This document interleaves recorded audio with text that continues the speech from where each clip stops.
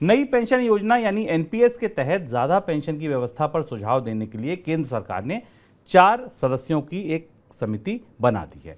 Panel की अध्यक्षता वित्त सचिव टीवी सोमनाथन करेंगे। देश के कुछ राज्यों में पुरानी पेंशन व्यवस्था लागू करने की वजह से केंद्र सरकार पर दबाव बढ़ गया कि नई पेंशन स्कीम को ज्यादा आकर्षक बनाया जाए ताकि कर्मचारियों का रुझान पुरानी पेंशन की तरफ ना बढ़े।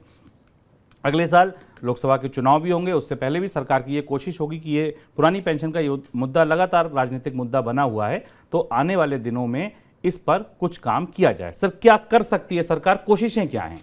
शुभम, नई पेंशन स्कीम को लेकर राजनीतिक रूप से भी और निवेश की दृष्टि से भी सरकार की चुनौतियां बढ़ रही हैं। राजनीतिक रूप से चुनौतियां, जैसा आपको शुभम ने बताया कि लगातार कई सारे राज्य जो गैर बीजेपी शासित राज्य हैं उन्होंने पुरानी पेंशन स्कीम की तरफ जाना शुरू किया है, और दूसरी तरफ नई पेंशन स्कीम में हालांकि धारकों की संख्या बढ़ रही है, लेकिन बाजार में जो गिरावट दिख रही है इस साल, जो बाजार का आउटलुक हमें दिख रहा है स्टॉक मार्केट का, उस हिसाब से रिटर्न्स को लेकर भी सवाल उठ रहे हैं कि क्या नई पेंशन स्कीम उतने रिटर्न दे पाएगी अगले साल जितने पिछले साल में दिए थे, और खासतौर पर उस समय जबकि इसके अगेंस्ट पुरानी पेंशन स्कीम को लेकर दबाव बढ़ता जा रहा है।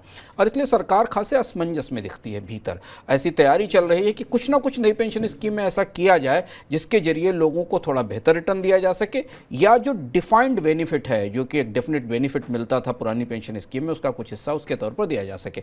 तो 2-3 अलग अलग विकल्प चर्चा में हैं।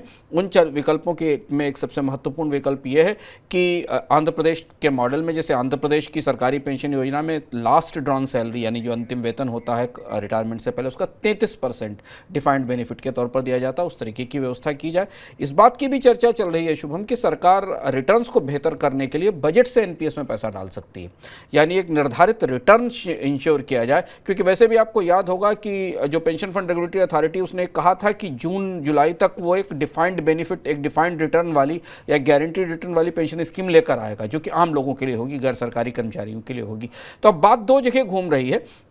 एक ये कि क्या एक निश्चित राशि पेंशन के तौर पे तय कर दी जाए, उतनी तो मिलेगी ही रिटायरमेंट के समय, या फिर जो रिटर्न है उसको किसी पर गारंटीड किया जाए कि इतना रिटर्न इस पेंशन स्कीम पर मिलेगा। दोनों ही परिस्थितियों में सरकार को अपने बजट से पैसा डालना पड़ेगा, बजट से निवेश करना पड़ेगा। ये दुविधा काफ़ी बड़ी है क्योंकि राजनीतिक रूप से धीमे धीमे इस बात का दबाव बढ़ता जा रहा है कि सरकार को नई पेंशन स्कीम को सुधारना है, इसलिए ये आने वाले समय में सबसे महत्वपूर्ण बदलाव हो सकता है। और शायद यही वजह थी कि सरकार को एक कमेटी बनानी पड़ी जिसका की घोषणा संसद में की गई थी।